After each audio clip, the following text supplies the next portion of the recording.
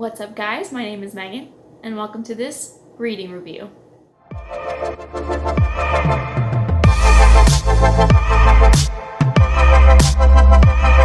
So first and foremost, we have to wish a happy book birthday to Josh Roberts and his debut novel, The Witches of Willow Cove. This book is releasing today. It is, like I said, Josh Roberts' debut middle grade novel, and I'm excited to talk about it. I mentioned that I was going to read it in my May TBR, so link to that above if you want to see all that's on my TBR. But yeah, I've read it first thing in the month and I loved it. This book is phenomenal, guys. I gave it a 4.5 out of 5 stars. It wasn't a 5 stars for me just because I didn't get like any special feelings from it, like, you know, that 5-star feel, but it was so close, so freaking close. And it is just, like I said, it's amazing. So let's just jump into what it's about and why I loved it. So this book is all about a young girl named Abby, and Abby discovers that she and a bunch of other girls in her grade are witches, and they come across a teacher or a older witch who's willing to teach them, and Abby is the only one of her group who knows that this witch may be evil, and she has to deal with that knowledge and keeping that a secret and figuring out if her teacher can be trusted or not. So this book is actually told in two perspectives. It's told from Abby's perspective, and then it is also told from her best friend Robbie, because at the beginning of the book, we immediately meet them Halloween night, and then that's where the story starts, and the mystery starts off right away, like the action right away, and it's really compelling. Like, as soon as I picked it up, I just fell into the story and I wanted to know these characters and what was going on and when the magic was gonna start. So there's a lot of things that I loved about this book. The plot, like I have said, is just, it's fast paced. It is constantly moving. There's never a dull moment in the book, and even when the plot is not actively happening and like the subplots are kind of taking over, the plot still gets pushed forward a little bit more during those subplots, and that's something I really appreciate. And in talking about the subplots, they are so fun.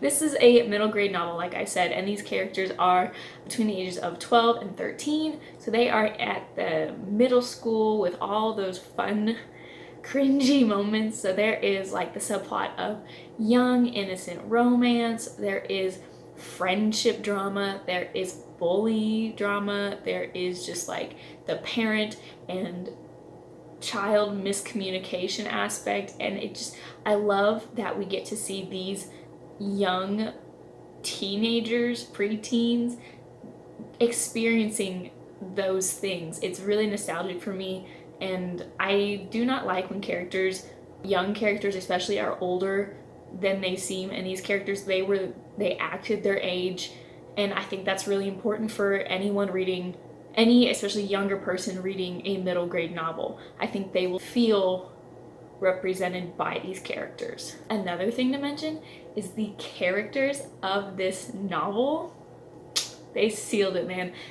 Every character. We start off, like I said, with just Abby and Robbie, these two characters, and as the story continues, the cast just grows and grows and grows, and every character that we meet, every person that's added to the group, added to the coven, they add so much to the story, and they're so unique. I really love how Josh Roberts gave each character a thing. Like, they gave them their own little niche. So like Robbie is really good with technology, Abby is just loves mysteries and solving things, and then we have like a character obsessed with Shakespeare. We have a character that's the like outcast, I don't want to say outcast, the bad girl of the group who's got like dyed hair and she wears whatever she wants.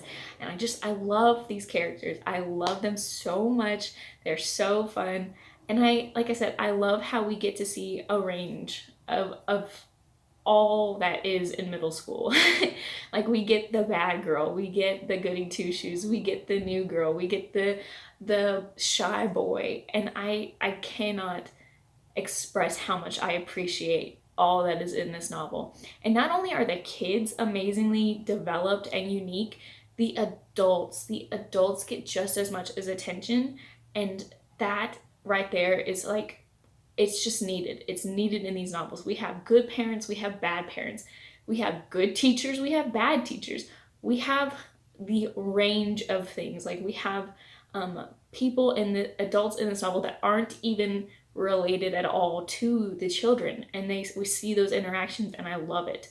I love that so freaking much. The only thing I didn't necessarily love about this story, and it's by no means a bad thing, it's just something that I noticed and I just feel like I should mention it, and that is this story takes place over a long period of time. It takes place over, like, you know, from Halloween to the summer. And I appreciate that it takes that long because obviously it takes a long time to train to be a witch and to solve mysteries. So I like that. But you would have, something happen and then a week later something else happen. And like I said, this is not necessarily a bad thing. What rubbed me the wrong way, or not, I don't want to say that. What I just focused on is that it was very obvious that a lot of time was passing. So we would have something and then it was almost as if he would say like 1 week later and then the next thing would happen. And that's, sometimes that was the case, sometimes not. And I was so aware of time passing. It didn't feel smooth. It didn't feel very connected. No, I don't know. I don't think that's the right term. It just didn't feel very smooth. And I think it could have been done better to where we knew time was passing, but it felt seamless. So that's really my only complaint, but really it's not a problem because sometimes, that's needed in a story for you to understand that time is passing, for them to say 1 week later. And I do appreciate that the story took time, that the plot took time. So again, it's not really a bad thing, but it's just something that I noticed and wasn't particularly fond of. So really, like, this book, this middle grade novel, The Witches of Willow Cove, it is magical, it is funny, it is just cute, and it does cover some topics that I think are necessary to talk about in stories. I don't really want to go into them because it will not act as like a big spoiler, but it will kind of ruin the impact, I think, in the book. Also, I want to mention that this story would be great for girls or boys, and I think that's really important. I know a lot of like middle grades that are told just from a boy perspective are almost harder to relate to as a girl, and sometimes the same thing, if it's a girl perspective only, it's harder to relate to as a boy. But this one, because of the dual perspectives and even just the characters, they are young, but they're not like overly girly or overly boyish. And obviously any gender can read any book no matter what, but this one especially, I feel like it's just very open and easy to read no matter your age or your whatever you identify as. And so yeah, I think that's really important in this book. And so if you are interested in middle grade, or a younger person who you think would benefit from maybe getting into a new fast-paced, fun, magical book, definitely check this one out. It is out today. Happy birthday, Witches of Willow Cove by Josh Roberts. I wish you all the success. You deserve it. I definitely will buy myself my own copy, and I'm so looking forward to the next book that Josh Roberts comes out with. That's all I have to say, so I'm gonna head out now. Bye!